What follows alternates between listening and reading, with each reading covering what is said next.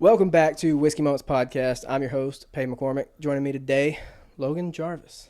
Yes, sir. Dude, What's thanks up, for coming man? on. Dude, yeah, thanks We for will. having me. We're drinking sweet tea, so we'll cheers it up.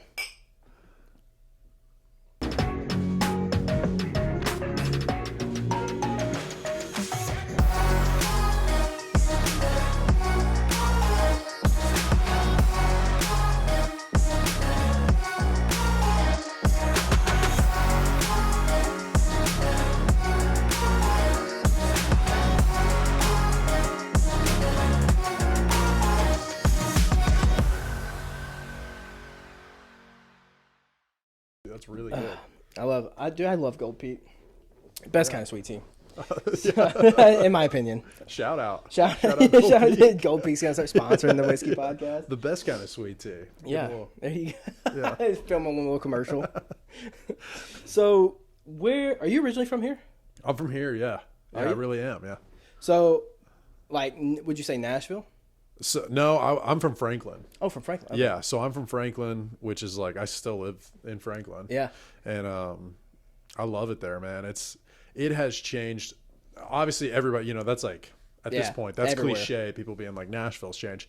Now it's like the surrounding areas are really where you're like, golly, it's changed so much. But I mean, I love Franklin. It's awesome. Yeah, Franklin's really cool. Yeah, I didn't realize that was where you was driving from. Yeah, it's a good track from here. Oh, dude, it's not. Yeah, I'm just happy to be here. So I was like, yeah, it's no worries, man. Yeah, I appreciate All it. right, so you've been here your whole life. Went to school. Went to Yeah. high school there. Yeah, I went to high school at Franklin High. I went to college at Belmont, which Okay. so like Belmont is Belmont's like right off 16th Avenue, Mm-hmm. and then like a couple streets over is 21st Avenue. That's the road all my schools were on. Yeah. So my elementary school, my middle school, my high school, like 10 miles down, they're all on what turns into 21st Avenue. Yeah. And then my college was on 16th Avenue. So it's like So you I were right. literally was like on those two streets for Yeah. my whole life. So Belmont, is it known for? Is it a music school? Yeah. Yeah. Okay, that's So what I music thought. business is like that's their thing. That's It's their thing? like, yeah, the music business. And it's like, if you come here, like we're gonna get you an internship and then you'll get a job or whatever. So, what'd you major in? I majored in music business. You did. Okay. Yeah, I was like, yeah. what if it was like something off the Yeah. wall? Like, Yeah, nursing. Yeah. No, yeah. That's like the other big thing in Belmont is nursing. so it's nursing or music. Yeah.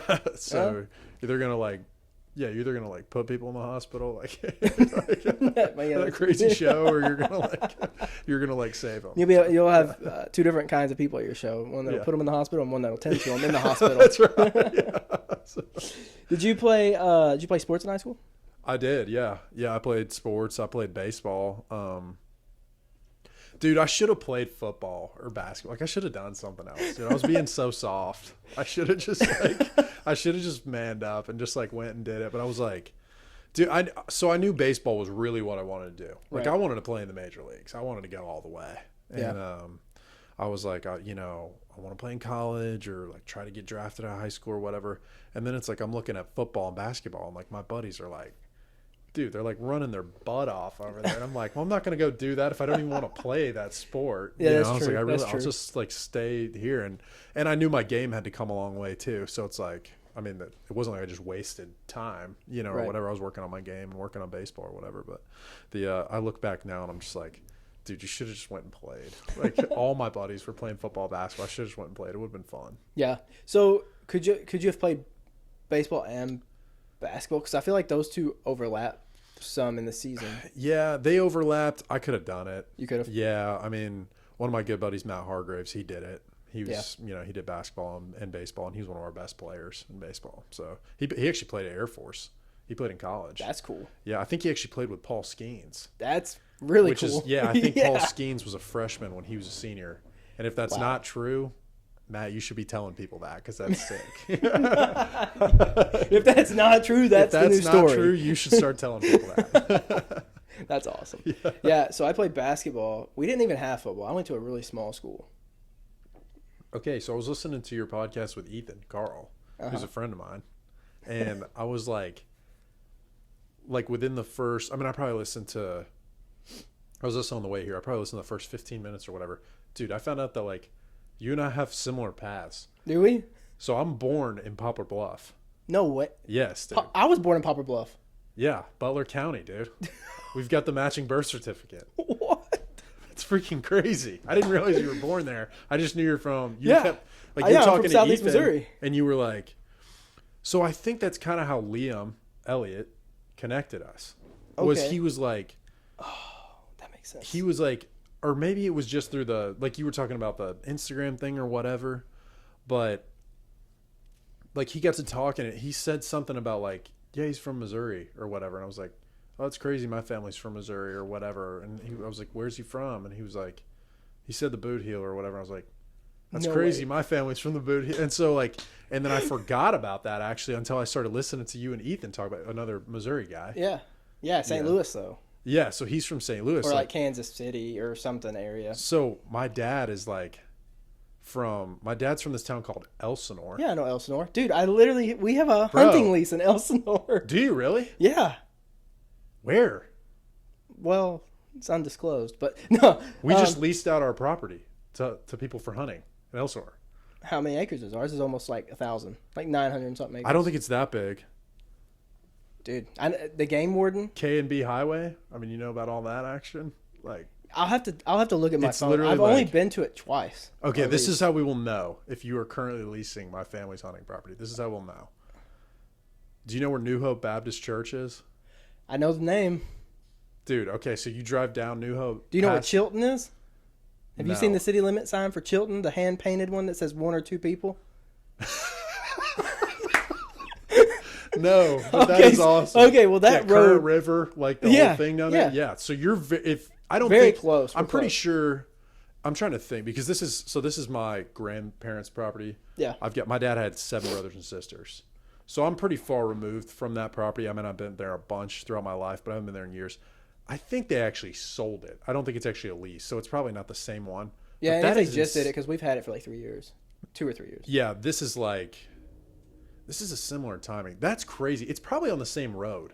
I mean, probably. They're all... Like, Wait, I wonder if they just... we're at the because... end of the road. Oh, you're at the end of the road. We're at the very, so it's like, I mean, you're It's talking not like about, as you go around a curve. no, you're talking about like gravel road for like 2 or 3 miles. Yeah. We're the tree line. Like we're the end of the gravel road. Okay, so no. Not So- ours. Not ours. That's like, when people are always like, where's your dad from? And I'm like, my dad's from a town of 800 people. And they're like, okay. And I'm like, 3 miles down a gravel road from the town of 800 people. And I'm like, he's the end of the gravel road. He's the tree line. So, That's crazy. yeah. I'll have to look. What's funny is the game warden for that county Yeah. ended up being my little from my fraternity who also went to high school with me. Okay. So he's our game warden for us. Dude, that is so crazy. Yeah, so I hunted this past year.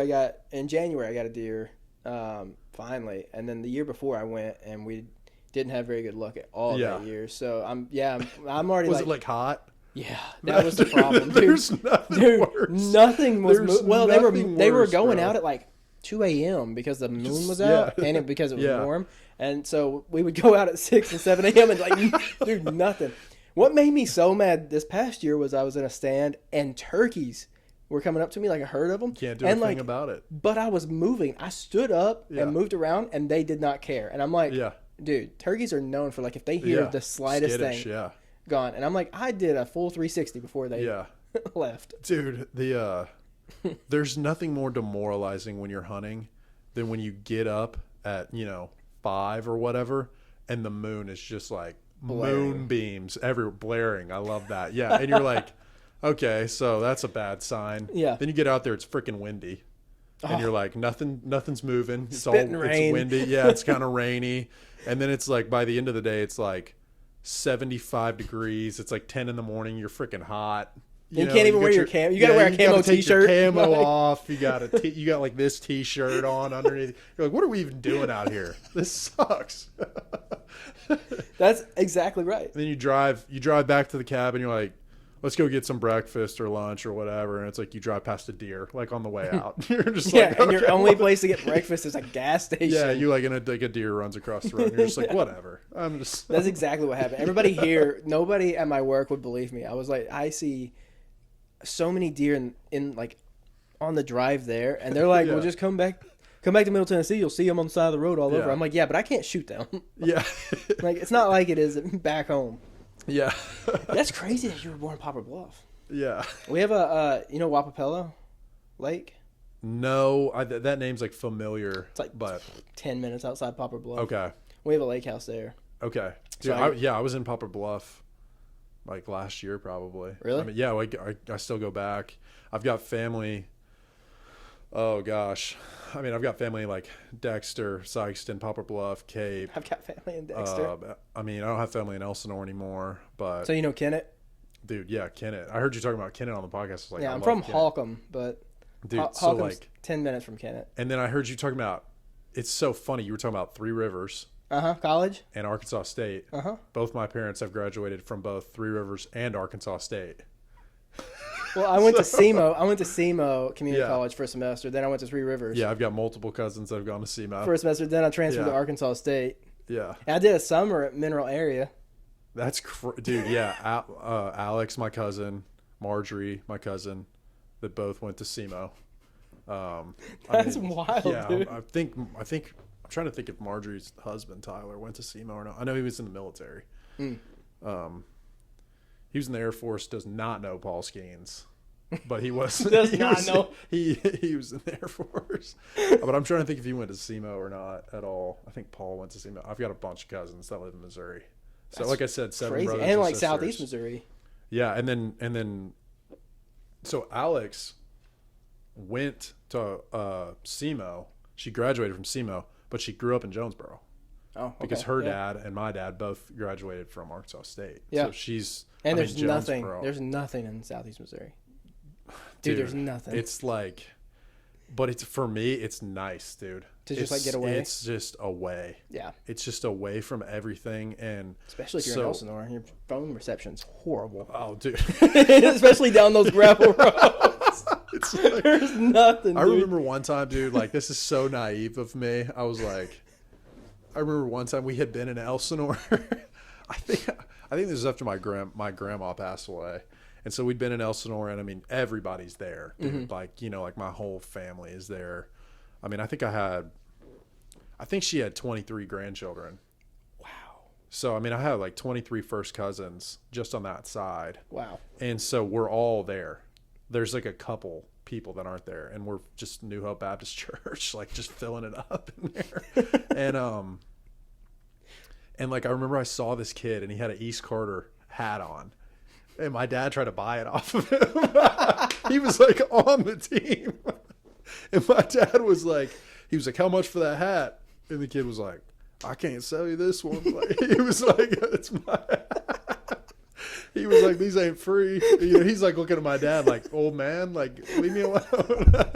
And my dad was like, that's like his school, Right. You know. And so Right. my dad was like, "Well, you know, I played there or Yeah, whatever." like, just buy it off of him and then just tell the kid to go say he lost it. You know, get a new one. Yeah, this kid was like, thought my dad was like messing with. My dad was like kind of serious. Like he was like, I really will buy it off you or whatever. You think if he bought it, he would have wore it right then? My dad? Oh yeah. Or he might have done the back fold, like fold the back up, yeah. put it in the truck, just respectfully. Like he's like, "I want that hat." Redbirds. Just sits on the dash. Yeah. He's like, "That's my school." So, yeah. But like he, what are we even talking? Oh my cousin! I don't even know what we're talking about, dude. Oh my cousins, like. Yeah, I mean, yeah, that's whatever. So okay, so if you were born, I just want to apologize. I love this. Yeah. Actually, the podcast doesn't matter right now. We're talking Southeast Missouri. Yeah. So how did you end up here from Southeast Missouri? Okay. So my dad coaches baseball. So Okay. my dad coaches at Belmont.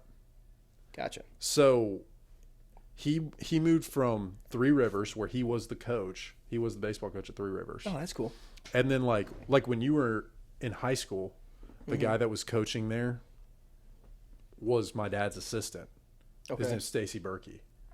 And so like there's only been like 3 or 4 coaches at at Three Rivers, and my dad's one of them. It's like, Well, basketball was the same way. Gene Bess. Bess. Yeah, it's like a good, like Brian Bess, Gene Bess, like. Yeah. And then my dad went to college with I'm trying to think of the guy that's there right now. It starts with an M. I can't think. They're back. They're like, the boys are back. I know they went to the tournament. Or they went to the. I don't know who's there. To Kansas. I can't think of the guy's name. We used to have a joke when I was in high school about Three Rivers baseball. Yeah. Oh, I'm sure. When I was in high school, it was like I didn't play baseball in high school. Yeah. I played like 1 year, but I messed up my shoulder and was like, yeah, no. I remember the running joke was that anybody could just walk on baseball at Three Rivers. Like you could just go, and if you were semi-athletic, you got it.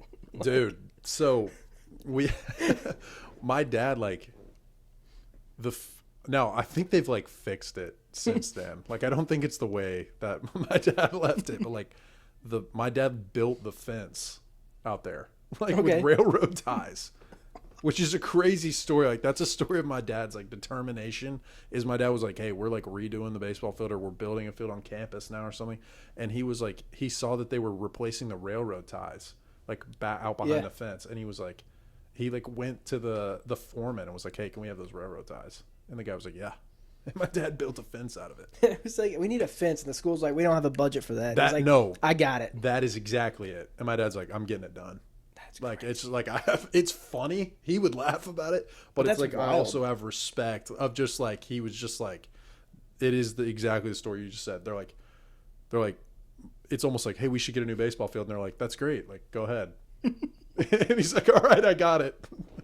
It's like chicken wire. Yeah, he's like, all right, I got it. I mean, yeah, that's the SEMO way. Yeah, dude. Southeast Missouri. Sorry, that's Three Rivers way, but I mean, referencing Southeast Missouri. Yeah, that's so funny, man. Dude, Kennett. I think that's kind of what we were talking about earlier when I like got lost. Where like, dude, I love. Don't say you love Kennett, God. Dude, I love 412. Why? Dude, it's like so. When I'm going 412, I'm going to my aunt and uncle's house in Jonesboro. They live in Brooklyn, and so it's. I used to live in Brooklyn. Yeah, when I went to college. And so they live off of like a kind of a county road out there in Brooklyn, and it's like so we'll go 412 Dyersburg. We'll go by Mr. T. Wait. We'll go like we'll get into Jackson. And then, like, we're coming from Nashville, so we'll go into Jackson. Right. Okay. So you're coming get off on 412, go Dyersburg, and then Kennett, and then the Grecian Steakhouse. Yeah, you hit the bypass. Yeah, don't dude. eat there. Dude, I've never eaten there, but I'm always just chilling. Like once you get in there, it's like everything just slows down. It's always the prettiest drive. Yeah, you go to the bypass, do the roundabout, and then you're on. Yeah, dude. You're on it again. Dude, that's right, man. And then you go through outside Kennett, and then you're gonna hit Zenith, Hornersville, and the speed limit's gonna drop again to like 45. Yeah. And then, down into then you go by Mr. T's. Yeah. Down into like Paragould and Goobertown. Goobertown. And then Jonesboro. Goobertown. Yeah, dude. And it's like that. My aunt and uncle's house is like, and they know this. I've told them that like it's like one of my favorite places in the world. Yeah. It is so calming. It's so cool. I just love going there. So it's like every time I get on 412, it's like, dude, I'm going home. Like I'm relaxed. How close are they to the gas station Taco Bell and Sonic that's in Brooklyn? I don't know. You don't know? You know where the biker church is? Where what is? Biker church. The biker close church? To that. Yeah. Which is an old gas station that they've turned into a biker church. No idea. So praise the Lord. But yeah. I mean, yeah. Yeah, they're filling up a different kind of tank. Well, the main road that runs through Brooklyn to take you into Jonesboro, you must have to turn off that at some point. Oh, yeah. Yeah, I'm sure. I'm GPSing, dude. I'm just turning left. I'm like, okay. So that's crazy. Our paths, and it's crazier to talk about because it seems like it's way similar. We only moved here because my wife wanted to live here. Yeah, really? That's it. Yeah, she was like graduated with an art degree, bachelor's of fine art, I think, and she was like, I can't do anything with this in Arkansas or Southeast Missouri, and I'm like, you are 100% correct. Yeah. And so she was like, I think Nashville is where I want to be, and I'm like, cool. I don't, because I have like that small town feel. Top you off? Yeah, dude. Yeah, dude. Please. Here you go, pour you up another one, man. So I was like, man, I don't know if I want to be in Nashville. Like, I don't know anything about Nashville yet. Go Peak. And so we just ended up like, we moved to Cookeville first. Yeah. And I hated it. We were there for 6 months. Well, it was during COVID. Then moved here and have literally been here ever since. We lived across the street in the regular apartments for about 6 months before these were built. Okay. Yeah. Then we moved over here and we've been here ever since. Yeah, this is beautiful. Like I like it. Yeah, I think this is awesome, man. And, we almost moved to Franklin though, a couple years ago. That's crazy, dude. I've got a friend lives right down the road from here. As I was getting off, I was like, golly, he lives right by David Atkins. Yeah. So it's like, yeah, our paths have been, dude, we've been crossing that's everywhere. so crazy. Yeah. All right, we'll get back to music now. I'm leaving all that in this episode. Dude, that's awesome. We're like 30 minutes in already. Like, this one was for us. This one. Imagine next time you're in Elsinore, you like text me, and I'm like, wait, I'm here too. I'm also here. Yeah. That'd be wild. Yeah. And then I like shoot a flare up, and you're like, I see it. Yeah. We find out we're like actually somehow related. That would be crazy. That would be wild. What if we were like born the same day? Or our families are like rivals. They're like rival families. That would be wild. Like, get off our land. That would be wild. When's your birthday? Dude, 9/11. No way. Really? So I was born before you. I'm August 22nd. Crazy. So it's really close. That's crazy. 97? 97, dude. Yeah. That's wild. Did we just become best friends? I think we did. Actually, all right, we're closing the podcast. Yeah. We're gonna do karate in the garage. That's right. We're building bunk beds in the podcast room. No power tools. All right. When did you start singing, doing music? Dude, so probably two different things. When I started singing, probably just when I was a kid. Okay. I would just like sing around the house or whatever, dude. I just love music. I always have. And then I got like super shy about it, and I was like, oh, I don't know if I love music. Like, I don't want to sing in front of people or whatever. So I was like super shy kid, really. And then as I got older, I got into high school, and one of my buddies took a job working for Bobby Bones. Oh yeah, like, the Bobby Bones show from like, Little Rock, Bobby right? Bones show. Yeah, I was like, and at that time he had just moved to Nashville, and so I mean the show was new to everybody here. Right. So my buddy got in with an internship after our freshman year of high school. Jack Beard, one of my best friends, and he was like, dude, this is so cool. And it's like, it woke me up to the fact that it's like, dude, we are living in Music City. Because I mean, seriously, when you grow up here, you're not thinking about it. You're really not. You're just like, oh yeah, it's cool. Like, they make country music. Like, I don't know where in Nashville, but somewhere downtown. Like, they make country music there, Yeah. And it's like, and then it kind of woke me up, like, because you start, I feel like when you're in high school, you're like, I'm gonna have to like get a job one day, and you're like, I was like, dude, maybe I could work in the music industry. Like, I know people that do or whatever. And then he was also in the chorus, like the school choir or whatever, chamber choir. And shout out Cynthia Furman, because she like put a bunch of athletes in her choir. She like wanted a bass section, I guess. And she put a bunch of athletes in there. Yeah. And because we all kind of we really loved music, and we'd be like singing or whatever, and like sometimes we'd be like trying to be serious. I'm like, was that good? But then like most of the time we're just like joking around. Right. And I learned that was like all my base knowledge of singing. Okay. Came from that, man. And I remember she said too, Cindy Furman said one time in class, she's like, if you've got any inkling of like doing something music in college, just do that. And she's like, you can always go to a business degree. Right. And so I was going to Belmont to play baseball and played for my dad and had fun with that and everything. But I was like, I want to study music business because I really don't want to do any of this other stuff. Right. I remember looking at that ACT. You remember where you got to fill out, like, they're like, pick a major. And I'm like, what is it? Like, I'm a junior. And they were in high school. And they were just like, no, it's just like, they want to send it out to schools or whatever. Yeah.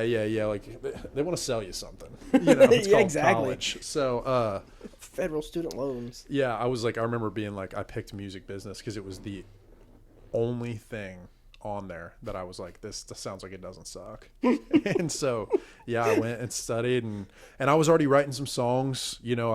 Being from here, we had a little songwriting unit one year, and then when I was like 9 years old, me and my buddy wrote a song, and Eric Surface. Yeah, dude, it was a banger. It was called Ants in Your Pants. And wait, can you release it? Can we? I mean, it's like the work tape is lost. No, dude, we went to the Country Music Hall of Fame, and they were like, hey, we're gonna write songs this month, like, instead of writing like, I don't know, like a narrative paper or whatever. And they were like, they taught us like verse, chorus, like they gave us a sheet that had the structure on it. And this guy who, looking back now, is probably like a good songwriter because the Country Music Hall of Fame had him come in and they would give him all the songs and he would pick a couple and he'd put a melody to it because it's just a poem that you're writing down or whatever. And this is before iPhone, kids. There's no work tapes. So it's like he picked Ants in Your Pants or whatever. And he did? Me and my buddy were like, I think he like closed the show with it.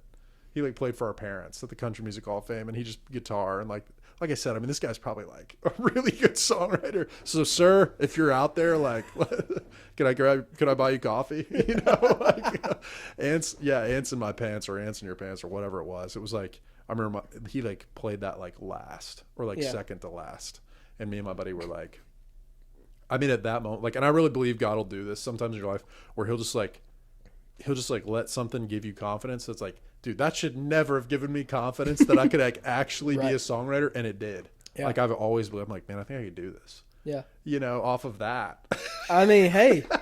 So it's like. It is what it is. Yeah. You're like, okay, man, that's cool. Let's run with it. Yeah. I was already writing songs when I got to Belmont and it was just like, I got there and I was like, everybody was a lot better than I was or whatever. But I was like, I started trying to hone my craft. Yeah.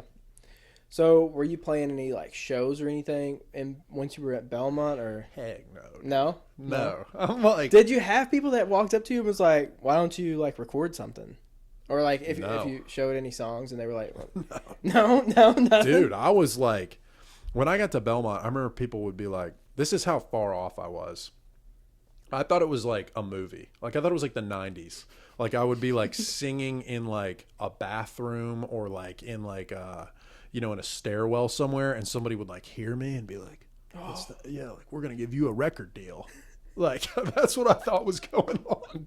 And I was like, I'm this like hidden talent, you know, and like I just wasn't that good. And I hadn't worked that hard at it. I've been working at ball or hanging out with my friends or whatever. I just like I hadn't really worked it. And so I remember like one of my buddies, Jackson Curb, who is like just one of my best friends. I remember him being like, yeah, such and such girl, like this girl's got like 10,000 followers, or like such and such person, this person's got they've got like, that kid's got 100,000 followers. And these are like people we're in class with that they're at Belmont, like they're there trying to get a record deal so they can drop out. Right. And I remember being like, who cares? Like I was like, who cares how many followers they have? Right. Like I just didn't know anything, man. And so when I was at Belmont, nobody's asking me to play a show. No, but I remember one time I wrote a song and I was like, man, I think I'm going to start playing some writers rounds. And my buddy said, like, who's going to play guitar? And I was like, me. Did you know how to play guitar? I did, but I was just not very good. Oh, okay. He was like, oh, okay. Like, so then you were like, I got to hone in on this. Yeah. He was just like, you sure about that? Like, this guy had actually already had a record deal and been out of it. Oh, and he's like my age, or he's our age. And he was just like, so it's like, I got checked hard when I went to Belmont, but it was good for me. It's good. All I think about is you playing baseball, and I think about the High School Musical scene. Yeah. Them like singing and playing baseball. That's what, that's what I picture. Like that's what it's like. I was like, right. So, okay, let me give you like an actual picture of like, so I would like go to lift, go to class, go to practice. I'd like come home and like write a song in my dorm that night. Okay. And then I would like text it to my buddies, or I would like show it to my roommates and be like, what do you think? Were you just like recording it on like your phone, like voice memo kind of thing? Yeah. Okay. This is post iPhone. So this is the iPhone generation. Yeah. I'm using voice memos. We're past the iPod Nano at this point. Yeah. I remember I found out how to, we had these like boxes that we would put stuff in, like hang them on the bunk beds or whatever. And I remember I found out that if I put my phone in the box, like up top, and played the guitar down here, it like sounded and my cousin gassed me up. I sent it to my cousin Alex, and she was like, did you record this in a real studio? And you were like, yes. I did. I was like, no, I put it in the box that's on my bunk bed and you can't hear the guitar. I was like, pretty cool, right? She was like, sounds great. I love it. Yeah. I love it. Our bunks didn't have those. Didn't have little boxes. Yeah, this was a brand new tall hall. They don't even call it that anymore. But actually, it was like, we didn't even have like a brand new. We didn't even have dorm. bunks. Yeah, it was like, dude, this, Arkansas State. We were in high cotton, man. It was you were. Sweet. All right, so obviously you got somewhere after that because you released. So you released first time was the first release. Yep, that was my first song I put out. In 2025, right? Yep, last year. And then, so in my head, that song kind of took off, but did it, like, in your head, did it, like... You know, that song took off. It's funny. This is kind of the way that I look at music or whatever. And I think what you're really looking for as artists, or what I'm really looking for, you're looking for the level of resonance with how far you can cast your net. So like right now, I mean, I've got like 2,000 followers, 3,000 followers. Mm-hmm. So it's like out of the 2,000 or 3,000 people that I really have access to, unless it starts going in an algorithm or whatever, how high does it resonate? My friends, my family, what are they saying about it? Are they, and I mean, your friends and family, they're gonna be like, oh, it's good or whatever. Right. Are they like reaching out? Are they taking a picture of it playing in their car and then sending it to me and being like, hey, just like, we listen to this all the time, or hey, this is really good. Like, are they coming out to see you play? Like, and you start to notice really, because it's like when people are going out of their way to let you know about it, you're like, okay, I think this might be resonating a little bit. And then obviously the social media stuff, like I did have a couple of those videos like blow up for me. Like they didn't, they're not like millions of views or whatever, but when you're posting stuff that's getting 200 views, 600 views, maybe 1,000, and then you have something go like 11,000, I think I did, or whatever. You're like going like, okay, so this is, like I said, this is resonating with who I can get it to. Right. And so, yeah, I thought it was successful. Dude, and, I love First Time. I love it. It's in my personal playlist. Like, there's not awesome. I mean, there's not a lot of songs. 2 of your songs are in my personal playlist. So the other one's Hand in Mine. Mm-hmm. Oh yeah, dude, yeah. I like that song. I love it. And the other one that's it's probably gonna make its way in there. It's growing on me. Is what is it? Betty Jane. It's growing on me. It's growing. So people fall for it. Hand in Mine. When I first heard it, reminded me of our our senior song in high school. Oh, okay. Yeah, it kind of slightly reminded me. Okay. Of the, almost kind of like the melody. It was called "Time of Our Lives." Can't remember. Like Green Day? No. Like the time of your life? It's very I help you slower song. Yeah. Well, similar. Kind of similar. Yeah. But I'll have to play it for you. But it kind of reminded me of that. That was like similar. Yeah. But anyway, but First Time, honestly, it's funny that the video is baseball field, right? Because when I hear it, the first thing that I think of, like I always put music videos in my head of songs. Yeah. I think about literally being on the lake, like driving a boat. Yeah. That's just what it reminds me of. It reminds me of, it's a lake song to me. Yeah. Like it would make it in my lake playlist if we were out at the lake. Like it would be in the lake playlist. Dude, I think the lake would have been an awesome video for the first time. It's so funny because the First Time video, I love it. But that video was for me. Like I didn't make it for anybody else. I love it. I'm not gonna lie. I watched it and I was like, there's got to be like a reason behind this. Yeah, a lot of people were like, what's going on in the video? Like it looked cool or whatever. My buddy Tyler Chase, who I wrote the song with, one of his like side gigs, I mean, he has music out and he's a great writer and everything. One of his side gigs is shooting music videos in town. Yeah. And so he was like, hey, like we wrote this song. It's your first release. Like, let's put together a music video for it and I'll make it super doable for you. And so, I mean, I got what is essentially, he brought in a friend of his, like I got essentially what is like a professional music video for like nothing.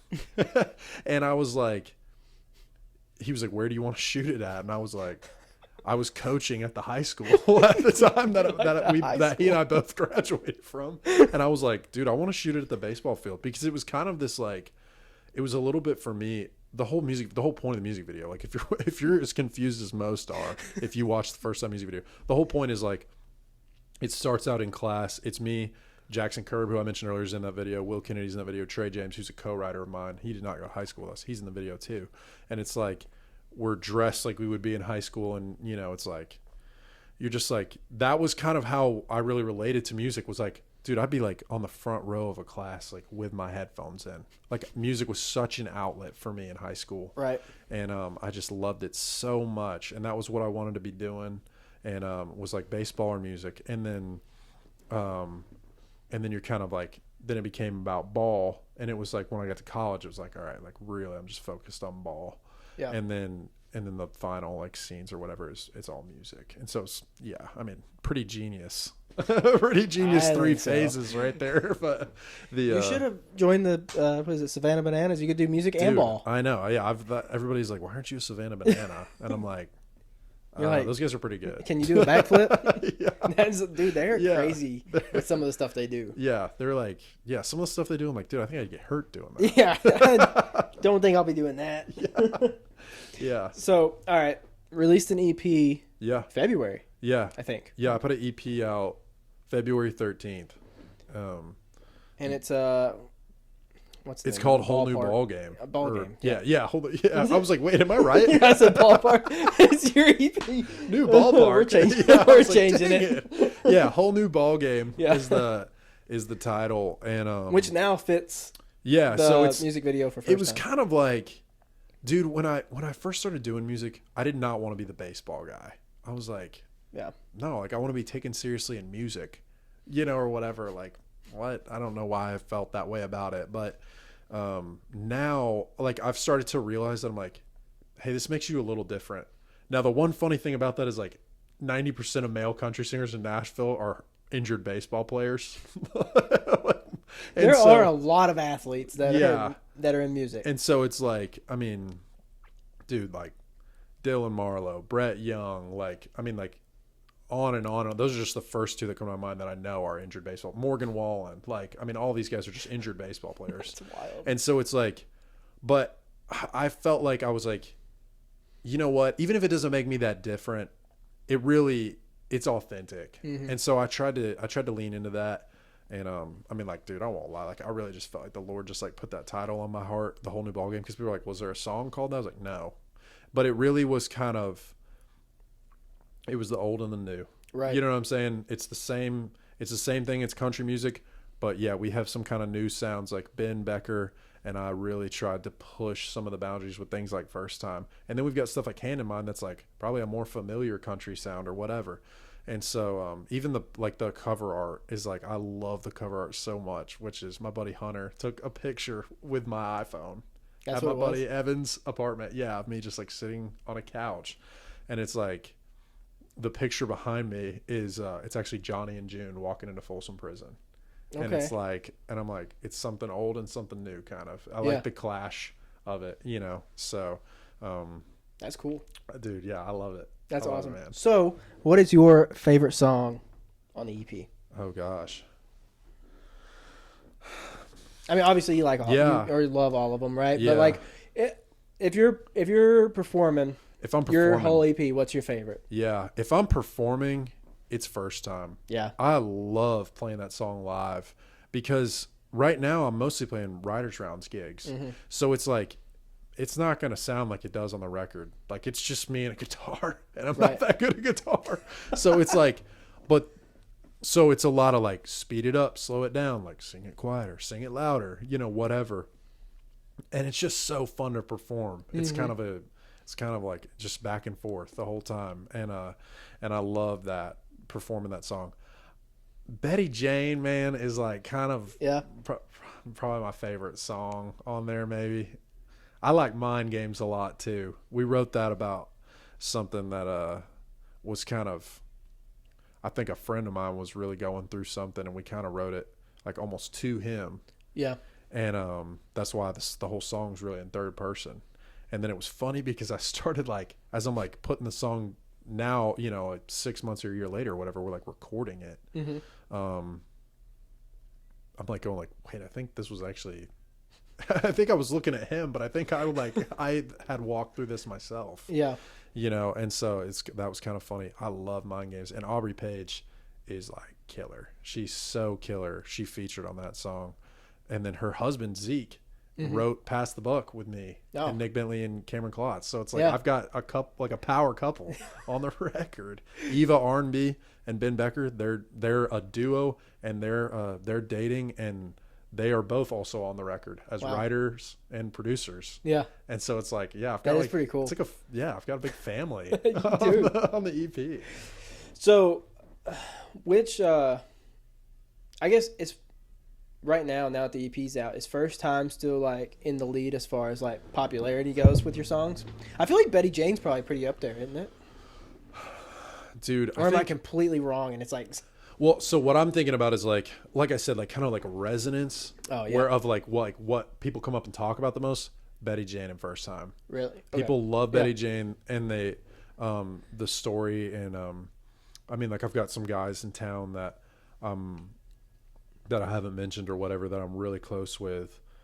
Caleb Mills, Kevin Niehoff, Trey James, JP Kennedy, which is like, yeah, that's a shout out for all those guys. I think Caleb those guys Mills, man, I know that name. Yeah, those guys are all incredible, and some of my most like just close collaborators and best friends in town, and that's Betty Jane's the song they love, that they're like, and so I'm like, wow, I'm like, oh, if you guys like this song, everybody likes it. Yeah, right? I'm like, okay, like I really feel good about it now, you know, because I just respect what those guys do so much in their artistry and in their writing, right? And so Betty Jane seems to be a song that like really resonates with people, and then I think everybody just loves First Time, you know, so I had to like really scroll up my the way I like.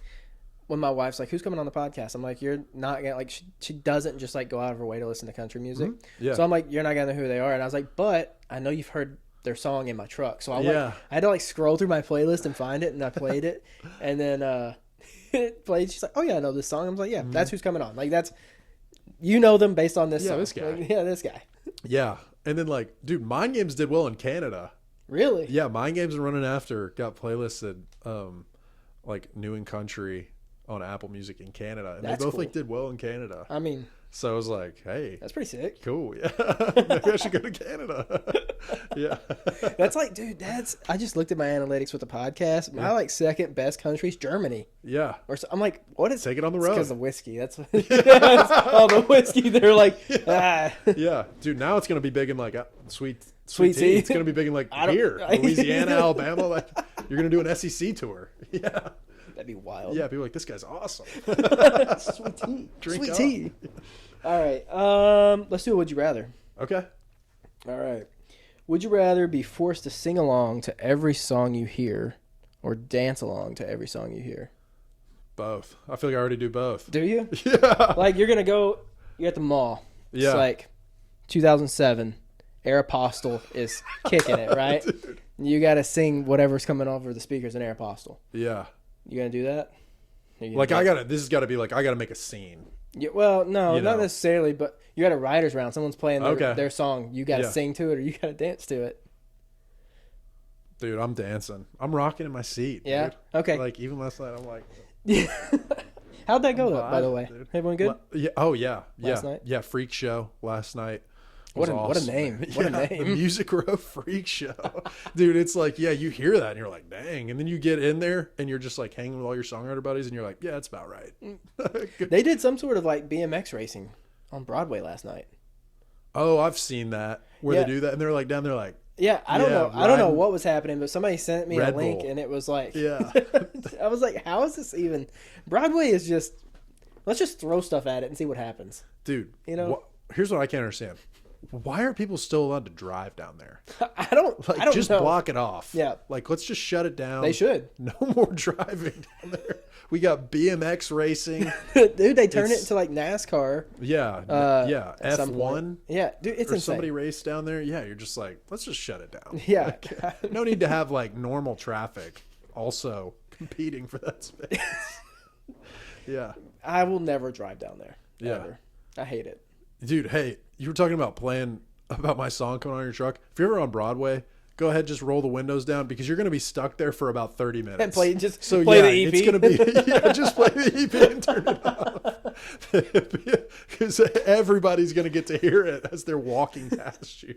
Yeah. You know what you should do? Everybody should go to Broadway and like just airdrop your EP to everybody. You know what I'm talking about? So like they accept anybody, it. Yeah. It just goes to everybody. Yeah. Pro tip. Yeah. People do that on airplanes, dude. I've been on a couple airplanes and I'll just get airdrop notifications and it's like photos and I'm like, I don't know if I want to accept this or not. Like I don't because I'm like, what is it? But did you ever once? No, but I wanted to. I wanted to a couple. It's happened twice, and I've wanted to like. And then you don't want to look around because they want the satisfaction of knowing who got it. They're like, oh, I got that guy, right? And you're like, didn't accept it, denied, declined. But then it makes you think. You're like, man, I want to do this. Like I want to send somebody like something. It's just something random. But you never know what you're gonna open. Yeah. Like, I don't like that. Yeah, you don't know, dude. It's like a lost album from like the Beatles. Or like something. You're like, dang it, man! I had my shot. It's just like a picture of something. Like, Yeah. I was thinking the worst. Hey, I was thinking the worst. I mean, honestly, not a bad idea to just go ahead and just assume the worst and just not accept just it. know what the risk is there. Yeah. High risk, very low reward. Yeah. All right. So, who do you kind of draw inspiration from, Gosh, or who would you consider Yeah. your favorite artist? Dude. That's kind of if my friends or family are listening and they haven't turned me off by now, because I'm like the Elvis Presley dude is my guy. Really. That is my guy. Okay. I love him, man. I just think he's like, I don't know why. Ever since I was a kid, I've just been just kind of fascinated by his career. And then as I grew up, I started kind of get fascinated with him as a guy and just as a man. And I was like, man, this guy's really interesting. And I knew that he grew up like in the church and like really loved the Lord. And I really loved the Lord. And I was like, I just felt like I like related to him on some level or whatever. And I just have researched a lot about him and his music too. Is just like, I mean, I just think it's so great. And you know, there's people out there that are like, he can't sing or whatever. And I'm like, I don't care. I think it's awesome. I think it's all opinion too. Yeah, I think it's awesome, man. I think he's probably the best entertainer of all time. So even if you don't like him as a singer or whatever, which I think he's great, but yeah, I draw a lot of inspiration from him. I mean, you talk about like covering genres. I mean, that guy, like, he sang in every genre. Like, you look at like his, like the movie they just put out about kind of his Vegas era and those shows. I mean, dude, he's singing everything. He's singing every kind of song. He's just, and it's just like, it's so heart and soul. Like, he's just so all in it. And that's like a huge inspiration for me. I would say as I got into high school, like I said, I really you know, where you're like, I really love music. And then it's like, and then you start realizing like, I think I like this more than everybody else. Like, I'm like kind of obsessed. Yeah. You know, like I care who the songwriters are. That's a big one I hear in town is people are like, yeah, I'm like looking up the songwriters. Like, if you're doing that, if you're wondering if you should move to Nashville, if you're the person that looks up the songwriters, it's probably for you.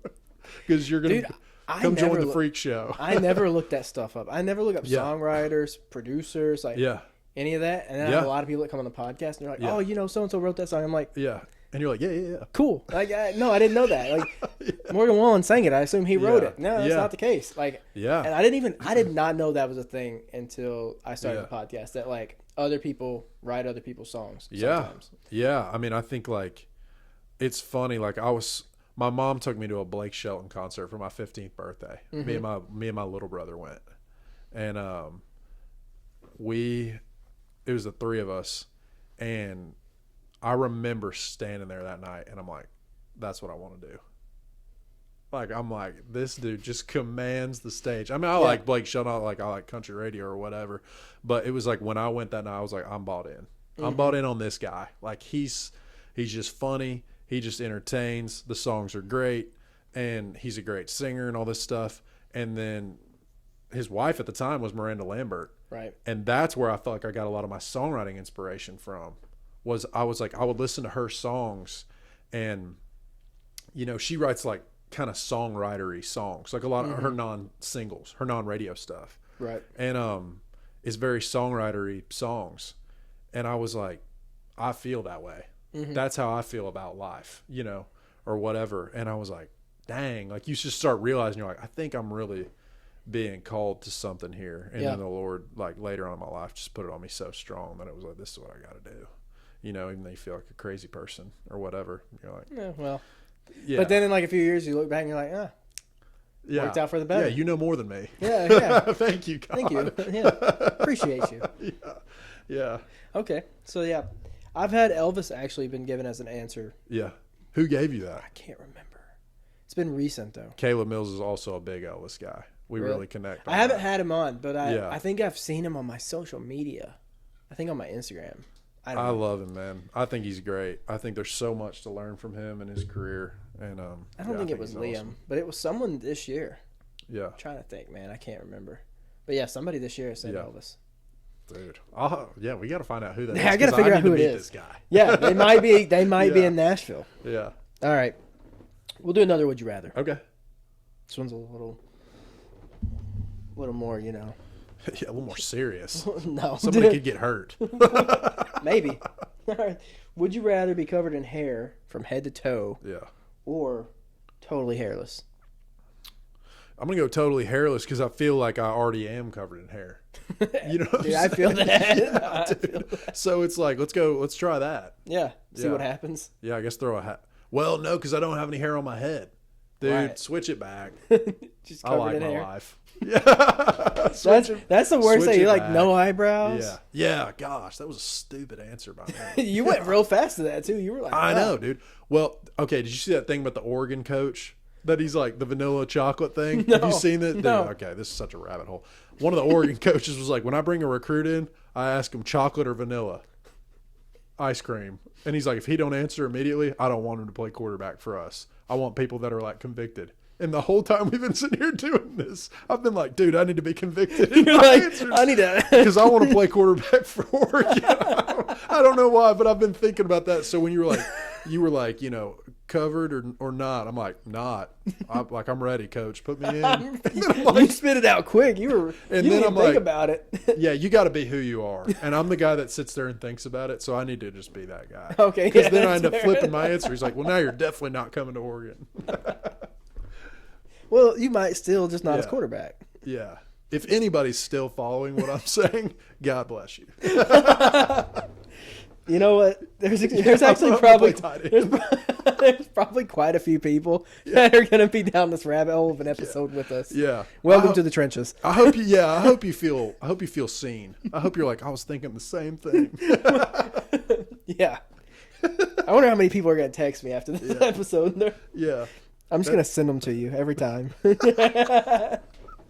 time I get a text about this episode. Yeah. I'm just letting you know. Next song you write in the video is just gonna be all the text that I send you, all the comments from the video. Like, you guys are insane. I love it though. Yeah, it's gonna be a good episode. Yeah, man. All right. So EP came out February. Yep. Are you working on something, you know, currently as far as like single or? Yeah. So I just did a vocal for a song for that I wrote with a friend of mine. Okay. I think I'll just be the featured artist on that, but just recorded a vocal for that, and then supposed to be in the studio potentially next week. I was texting with Ben on the way here. Hopefully next week for my next single, which I think in our mind, you know, and in our plan right now, like probably the start of another EP. Yeah. Because we enjoy the project thing. I know everybody's on the singles thing. Smart, good call, good business decision to just like play the singles game. Right. You know, we just have so much dang fun with the projects that it's like, I think it's good to like release like 2 singles and then like do an EP. Yeah, dude, we just love the project thing so much, and that's totally Ben's credit because when I was like, let's just play the singles game, and he was like, dude, we're doing an EP. He's like, trust me, man, this is so, like, he was really just saying it was a good business move. And he explained all that to me, and I understand why he was right about that.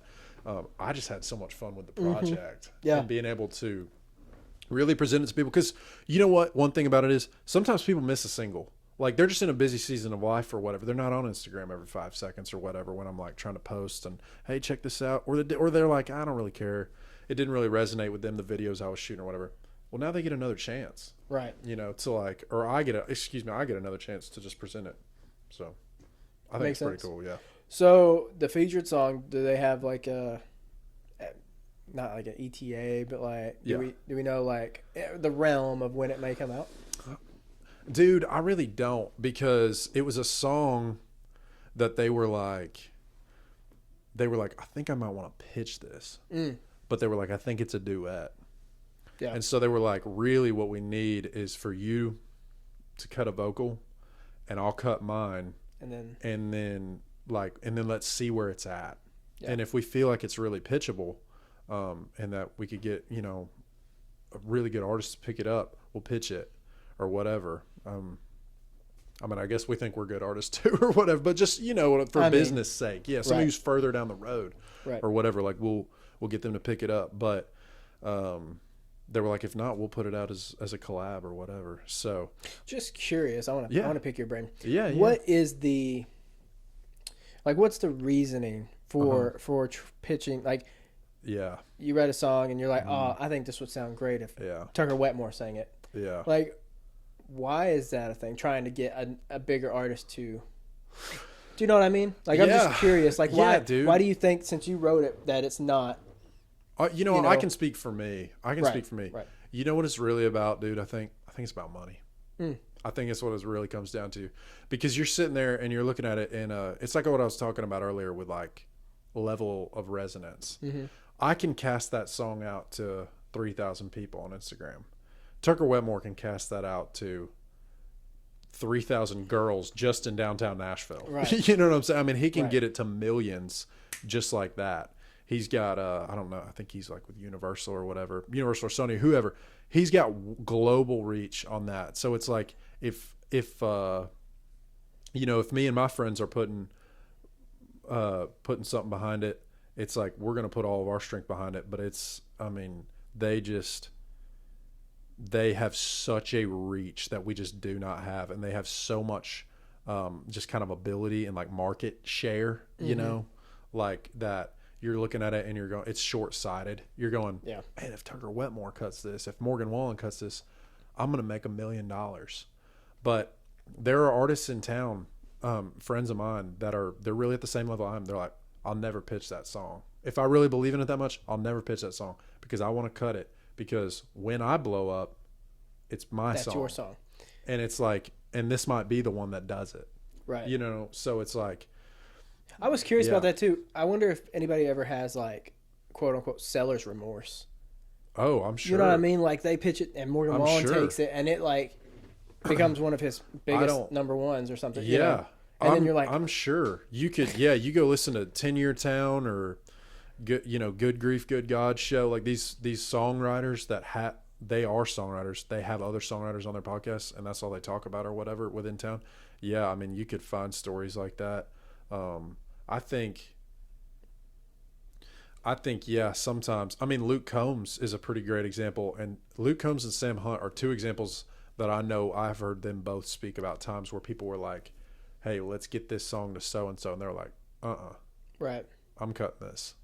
And one thing you can do when you do write songs and if you write them well and you're working on your craft in the background of artistry, is eventually you hold the cards, where you get enough of them and you're not just pitching them out to everybody else. Like we were saying, just basically trying to make money and get a pub deal and all that stuff or whatever. Right. One thing that can happen is eventually they kind of have to come to the table with you, because somebody's going to go, hey, this guy doesn't just have a good song. He's got 6 or 8 or whatever. You know what I'm saying? This guy's got really good songs here. Like, let's give this guy a shot, or girl or whoever, so yeah, I think that it's so funny what you said about the seller's remorse. I think there's definitely people that have that. I could see it, especially like if they, man, I could just see them like, well, because it's about dreams, right? Right. So like, yeah, they got it to whoever. Right. Got their money. Yeah. They got their truck. They feel great. They're set up. You know what I'm saying? Their life's in a good spot, but it's like their dream of being an artist is like maybe gone. Right. They may not. Well, then they hear their song on the radio that someone else did, and it's like number one, and they're like, I do know of one friend specifically that this happened on a smaller scale. We're not talking about country radio, but I remember one friend, he got a song cut by a guy in Nashville, and he actually posted, I think, where he was like, he didn't post that he was like mad the guy cut it. He was super happy, but he was like, it is odd. Because I have such a dream of being an artist, that he was like, it is a little odd. He's just very honest about that or whatever. Yeah. So I feel like you get like attached to it, especially if it's a song. You're like, man, this is the one. Yeah. And you get attached to it. It's like giving it away, man. Dude, first time. We're talking about first time. That's what first time really was for me. When Tyler and I started writing that song that day, we were like, hey, let's do something disruptive. My boss at the time, I was working for a company, Missy Gallimore, who taught me, Belmont teaches you how the music business works. then you get an internship or whatever, and they really teach you like, okay, this is how the game's being played right now. You know the history of the music business and the basics. This is how it's being played right now. And Missy taught me all that stuff. I'm so thankful for her girls, Hope, Shimshak. Oh man, Steve, Samantha, everybody that was over there. They taught me so much. And but long story short, Missy had been on this thing where she was like, disruption. She was like, you got to do something different. You got to do something different and then change it up. And it was like, that was her whole thing for like, it was like social media. It was, you know, branding. It was songs. It was whatever. And she was really, what she was referring to was like TikTok and shorter attention spans and things like that, keeping people's attention. And so when we sat down to write that day, she would let us write in her office. We were not signed writers, but I got to pretend that I was. Fair enough. Yeah. So I was like, she let us write in her office, and it was just me and Tyler in there. I was like, hey, let's do this thing. Let's just disrupt the melody. Like every time we get a melody set, let's get a really hooky thing, and let's change it. And then let's change it. And then let's change it. And it's like, that's the whole thing with First Time, is that it changes like 4 times or whatever. And I think, yeah, I start out thinking, in my mind, I'm like, I'm writing a Morgan Wallen song. So I'm hearing Morgan Wallen singing this song. Right. Okay. About halfway through, I was kind of like, at that time it was like 2023. It was like the end of 2023. At that time, I'm like, okay, Morgan's kind of done the rap thing at this point. One thing at a time. That whole album was already out. I was like, there's going to be a girl that does the rap thing. And I was like, who's going to pull that off though? I was like, Lainey Wilson. So when I wrote First Time, it was really for Lainey Wilson. I say when I wrote it. Interesting. Me and Tyler wrote that song 50-50, straight up. You know what I'm saying? So I'm not trying to take ownership of the song, but I'm saying in my head, it's Lainey Wilson singing that song. Yeah. And I remember I had the opportunity. I pitched it one time to somebody, and I was like, I want to pitch this to Lainey Wilson. Will you get this to them for me?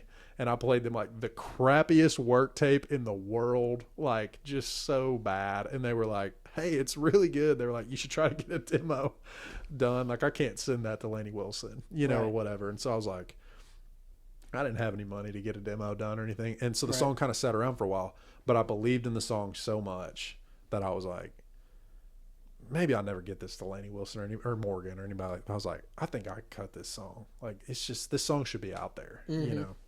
So yeah, you're on it, dude. I think you were right though, because I really like that song. And no offense to Lainey Wilson, I'm really not a big fan of her twangy voice. So don't think I would like that song too much. Okay, her part in my head. This is like in my head, like when you hear that, like in the kind of what's like the pre-chorus of that song, like, like the one Ben always messes with me about is like the second pre-chorus, like, I can't see all the bruises you left. Like I'm hearing Lainey. I'm like, Lainey would be knocking this out. Yeah. Ben always messes with me because on the recording, I'm like, you can't see. It's like, I'm probably like trying to channel Lainey in that moment. What was it? My wife said something last night when I was playing it at the beginning. Yeah. And she was like, he kind of sounds like, what did she say? And I was Lainey like, Wilson. No, I was like, no, I was like, no, it doesn't sound like that. And then the chorus dropped, and she was like, oh, there's the like more twangy country sound, and I'm like, yeah, what? I don't remember what she said. I wish I could remember so I could tell you what you sound like. Yeah, hey, the beginning part of that. Sound like the Jonas Brothers. Yeah. I wish I could remember that. It bugs me. All right. Last would you rather question. Okay. All right. Would you rather sneeze uncontrollably every day for 10 minutes? Or you get the hiccups every day for 10 hours? Dude, sneeze. Hiccups for 10 hours. I think would kill me. Yeah, that doesn't even feel like a would you rather. That feels like a are you an idiot? That feels like a how much do you hate sneezing? Yeah, that feels like a stupid test. See how he answers this one. Yeah, to me, the 10 hours of the go hiccups. hairless earlier, so I mean, just making sure. Yeah, chocolate or vanilla. Yeah, strawberry. Yeah, exactly. So no, dude. Yeah, I think I answered the first one both, which is also not an answer. But, yeah, you did, but then you gotta. I'm convicted on this one. No hiccups for 10 hours, dude. I thought you were gonna say hiccups for 10 minutes, and I was like, that sounds terrible.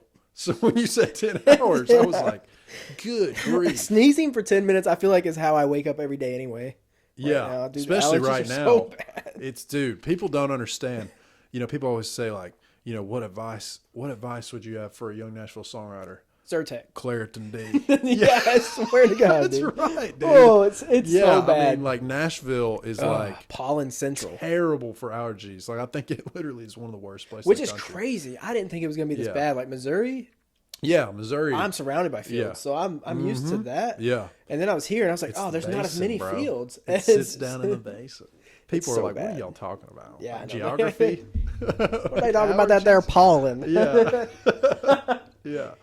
Yeah. When people from here start getting allergies going, like I got it going a little bit, you know it's really bad. Because we've been living in it. Yeah. You know, I've been here my whole life. So it's like, it's I've been here bad. 6 years. And you're pretty well adjusted at this point. Yeah, it's pretty bad. When I walk out and my truck is yellow from pollen, I'm like, it was red when I bought it. It was red when I bought it. It's yellow. It's got a yellow tint to it now. That's how I know it's bad. And then like, man, when Zyrtec stops working, that's I have the highest dosage that you can possibly feed someone. I had a buddy get flagged at CVS for Claritin D. He was buying it so much. Oh my God. Tater. The name's got to be Tater. Shout out Tater. Yeah, he got flagged. Is that his actual name? No. Okay. His real name's Joe. He's a great songwriter. Tater Joe. He's a great songwriter, man. He's. I'm not making fun of your name. It's just for Nashville. It's a great name, Tater. Dude, when you meet Tater, you'll be like, yeah. He's That's not a Tater. Take offense. That's a Tater. Tater's awesome, man, and he's a great songwriter. We've written some cool songs, man.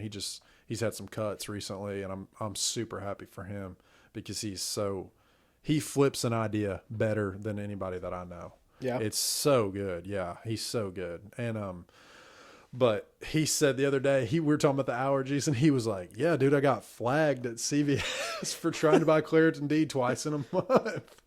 And he was like, "What do you even do?" He was like, "Are you serious?" And they were like, "Yeah."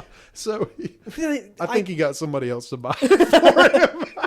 But like, how? What's Claritin D gonna do? I don't know. It's behind the counter, is what he said. So it's got something in it. It's got Sudafed. He's buying the good Claritin D.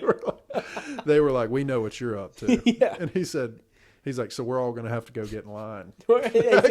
Round up all of his buddies to get Claritin D. Yeah, like we just had seven songwriters buy Claritin D. We gotta restock the shelves. Yeah. I need to buy Claritin D apparently. Hey, give it a shot.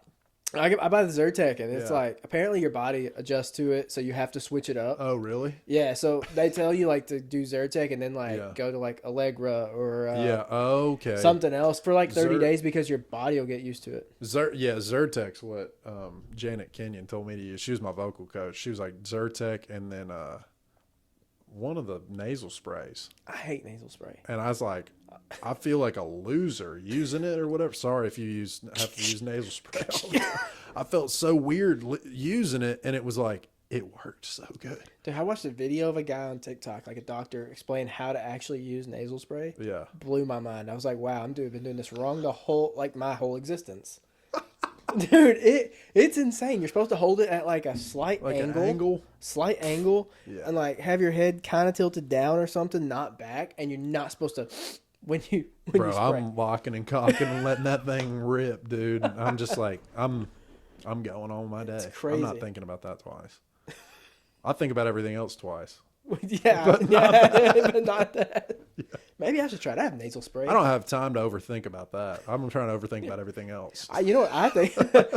I forget when I take Zyrtec, and it's supposed to be like one every 24 hours or something. Like I'm like, crap. When did I take that? And like because do I need to call the number on the bottle? Yeah, like Tylenol is like every 6 or 8 hours or something. So I can gauge that. But like, I'm like, crap. Did I even take one today? Yeah. Yeah, you need the pill box. Yeah. You need the Monday, Tuesday. Yeah. I do. I need that. You need to set it up. So, all right, I have another. It's not a would you rather. It's just what I think is a fun question. Yeah. If country wasn't the genre you chose, which genre would it be? Probably pop. Yeah. Just because the thing about pop is you can kind of do anything. Mm-hmm. So it's like I love the freedom of that. And dude, sometimes I write songs that are strictly pop. It's like I'm not even trying to act like this is a country song at all. There's a lot of country artists that kind of I listen to their song and I'm like, is this country? You know what I mean? Like, this doesn't sound country, which country's evolved, but I'm like, this sounds like pop. Yeah. They kind of do both. Yeah, you have to decide. You have to make a decision. You're like, do I like this because I like it, or do I like it because it's country or what? Yeah. Right. No, I know what you mean. Yeah. I used to try to be an old man, like, and be like, that's not country. Like that, I tried to be that guy. Yeah.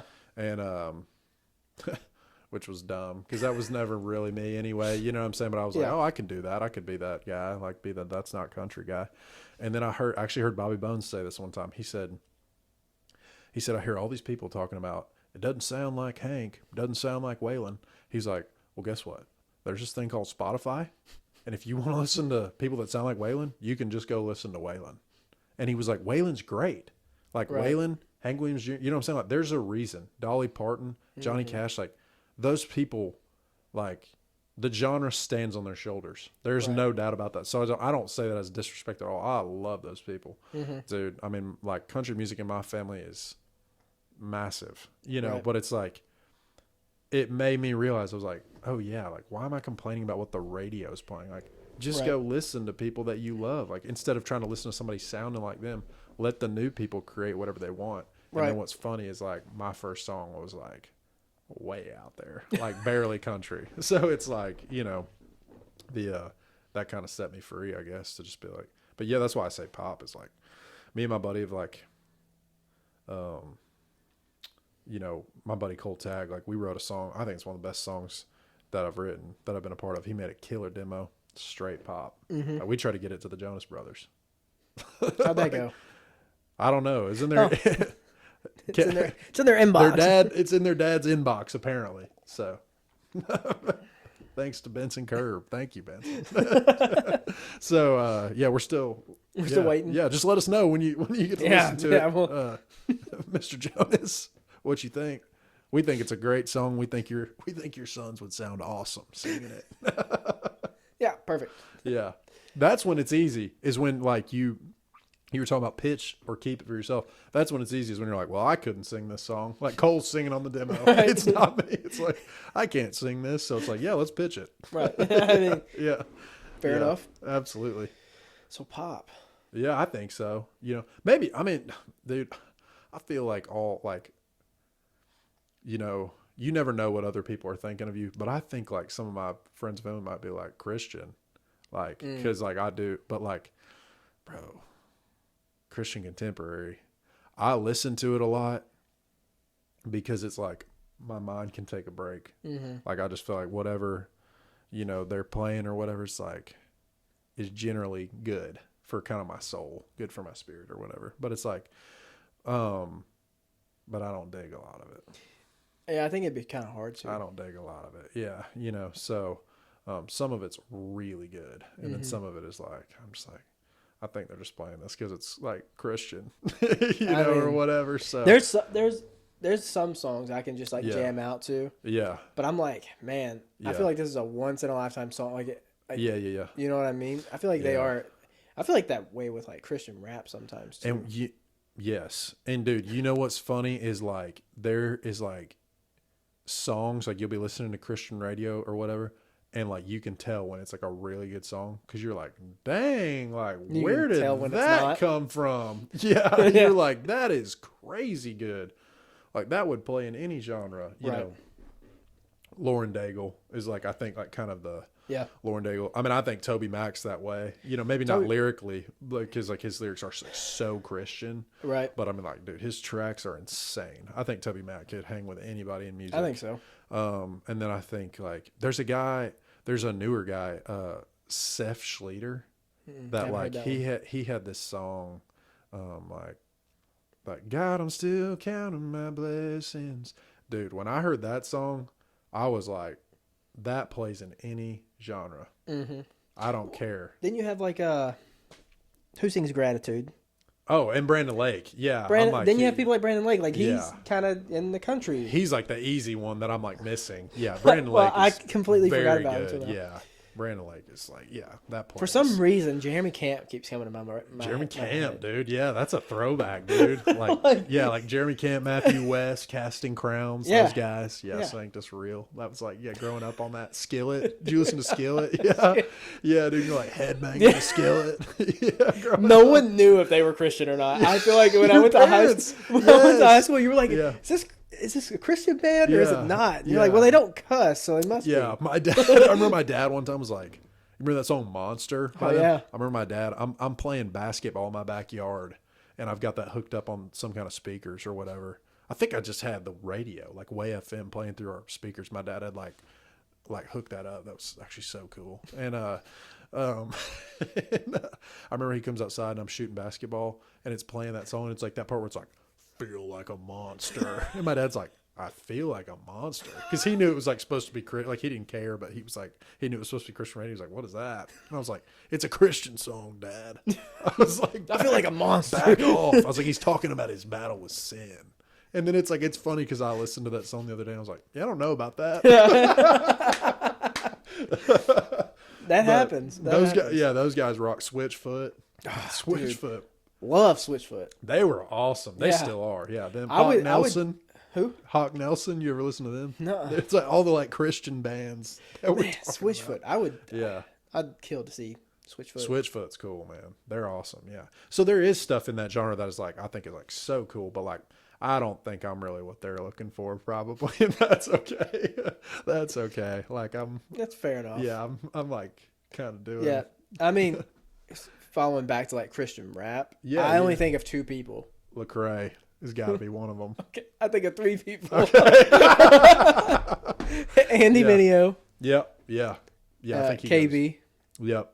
And Lecrae. Yeah. I forgot about Lecrae. Yeah. Mainly 'cause I don't really like Lecrae's music, but yeah. He is like very well known. I just don't. Yeah. I just don't like his as much. Well, and like Forrest Frank is like. Oh, okay. Dude, Forrest Frank is like the newer. He's the new, like where it's like, dude, this guy like in any genre really competes. Because I mean, I think he actually was a pop artist.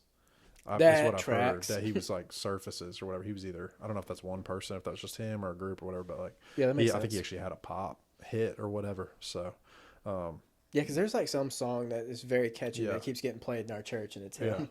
I don't know what it is. You're like, what is this? I'm like, what? I'm like, what is this? Yeah. My wife's like, it's Forrest Frank. Secular stuff in here. We're not so sure about this place anymore. My wife's like, it's Forrest Frank, and I'm like, what kind of hot dog is that? Yeah, dude. Do you like the hymns? You like the old stuff, or you like the kind of like 2000, like Chris Tomlin era? Yeah, yeah. Dude, I'm into the hymns now. Are you? I'm into it, dude. I love it. So the church I grew up in was like three people on stage singing. Yeah. No instruments. They're singing over an acapella. Instrumental YouTube video. Oh, I got you. Yeah. You know what I mean? Yeah. Like that's what. Yeah, I know that. That's what you heard. And then I came here and we went to Northfield, and I'm like, no, this is what I like. This is what I like, a full band. It's like a banging band. Dude, they got drums. We originally went to around here. It's like these people have probably been on tour. You know. Oh, dude, one of the kids that sings on our stage is on American Idol right now, like top 12. Yeah. He's still going. And he's like the third best singer at your church. That would be insane. Yeah. That would actually be nuts. Yeah. And he's like 17 or 18. So that's crazy, man. Good for him. Yeah. That's awesome. But like the first time I experienced the mega church, we went to Long Hollow. Uh-huh. Yeah. So, and when I saw cameras floating out over the crowd, I'm like, what? Oh, like a sky cam? Yeah, like they for, like film the service. I'm like, yeah. What is happening? Yeah. What is happening? What? And then they had like full band. They even had like the cage around the drum, so it wasn't too loud. And I'm like, okay. You're like, why am I being filmed? Dude, I was like, in my church of 100 people back home, this would not fly. Yeah. So, we didn't even want to talk about prayer requests. We definitely didn't want we were nervous that was going to get around. We didn't want people filming us. Yeah. Yeah, dude. All right, last question. Okay. That I got. What would you say the rest of 2026, like your goals are for the rest of the year? Yeah, there's one that's easy, dude, which is full band shows. Yeah. I really want to move into that. I think I've taken my time. I think I took my time because I was like, dude, I don't know if I'm good enough for that. I don't know if I'm really like, how am I going to make that work or whatever? Mm-hmm. And now it's becoming time where it's like, hey, this is really what I want to do. And I think this is what I'm going to be good at. You know, like I said, dude, like I'm no guitar player. Like I can play good enough to write. I can play good enough to play around or whatever, but I'm no gifted guitar player. Like I want to entertain. I want to interact. I want to stand up there and be hype on stage because of how good this guitar player is going. Oh yeah, he's playing our song. You know, that's what I really love and what I want to do. You know, I mean, is entertain and sing, and I love doing that. And so, yeah, just singing and dancing and rocking out or whatever. So it's like I'm trying to lean into that heavy. That's my big goal for this year, is to get some full band shows. And I've got a showcase, I think, booked in Franklin in June, I think. So I'm super excited about that. That's going to be awesome. Yeah. Johnny and Clyde texted me the other day. They book, they're artists and writers, and they book in Franklin too. And they were like, hey, do you want to play this? So I'm like, yeah, I really do. So, yeah, I think I'll get to play that. And then I'm working with some guys right now to try to build our own band, because that'll be like a house band situation. Right. So I'm working with some guys to build our own band so that we could try to like go, you know, play some shows and make some money and just get a lot better and just have a blast, you know, but get exposure and all that. If you want to be an artist, you got to be able to play full band. Right. I think, you know, for what I want to do, you got to be able to play full band. So it's like, that's kind of the next step. And I think that's, my buddy Trey James was talking to me about this last year. He's like, that's your piece. Yeah. He's like, you're writing, you're doing social media, like, you know, kind of the spokes of the wheel. He's like, that's the one, like, when you get that in there, he's like, you'll be kind of ready for whatever's coming. Be golden. Know? So yeah. Cool. That was not my last question. I lied. Dude, that's fine with me. One more question. Okay. If you play covers, what's your favorite cover to play? Okay. I might give you a couple. Is that okay? Yeah. All right. So like, Rest of My Life, Parker McCollum. Okay. Which is like, do you know that song? Mm-hmm. I mean, yeah, that's like people are like, you like covering that song? I love that song. Okay. And I think Parker's awesome. I could play, he's probably the artist of who I could play the most of his songs. Yeah. He's one of my favorite artists. You were talking about inspiration earlier. He's totally an inspiration for me. So that song's like a little bit down. So like of something more like more up. Man, I like playing like Garth Brooks sometimes, like Much Too Young. Yeah. I like playing that song a lot. I like playing Suspicious Minds, Elvis. I love playing that. So it can't ever really be anything like too complicated if I'm playing it or whatever, but I love those songs, man. And man, I'll tell you another song that I've just recently kind of got to where I can play is I Like It, I Love It, Tim McGraw. Oh, yeah? I freaking love. And that's like a Nashville anthem. Like, because you go to the Predators game, that's what they play if they score a goal. Like, I've been a Predators fan my whole life. Mm-hmm. And it's like, so I still sing the lyrics like he does the Predators. Like, I don't know what it is about them Predators scoring. Like, that's how I sing it. Like, I mean, hey, yeah. If you're playing anywhere near downtown, that's that's the way to do it. Anywhere else, people are like, "What did he just say?" He's talking about Predators. Yeah, people are like confused. You like go, they're like, you go completely out of Tennessee. He's from Nashville. It's like, okay. Right, cool. You need to, if you ever do that, you need to be wearing a Predators jersey. You need to make sure that you're. Yeah, that's so funny, man. I love playing those songs, man. Those are just like the Parker thing is like something about that song is just so authentic. It's so real. Yeah, I think everybody's been there in life, man. Sometimes you find yourself back there or you're still there or whatever, but there's something so real and so authentic about just the vulnerability of that song, of just being at the bottom, you know, and making bad choices and stuff. And then the other songs are so upbeat. They're so entertaining. So fun. So yeah, brother. Dude, that's all I got. I appreciate you coming on the podcast. Now I've got a few questions. Oh, no, I'm just kidding. Let's do it. No, it's my turn. Dude, I've had people do that. They're like, you thought you were asking questions? I'm asking questions. Yeah. Like, go for it. Yeah, where exactly is the hunting lease? I'm going to send you longitude and latitude. It's 87.43. Yeah, where's the property line? Yeah, no, that's... Dude, that's so funny. Show me man. your birth certificate. Prove it's Butler County. Yeah. That's so crazy, though. That's wild, man. That's crazy. Wild. Dude, thank you so much for having me. Dude, This I has been appreciate a you coming on. blast. We'll toast out our sweet tea. Hey, man. Absolutely.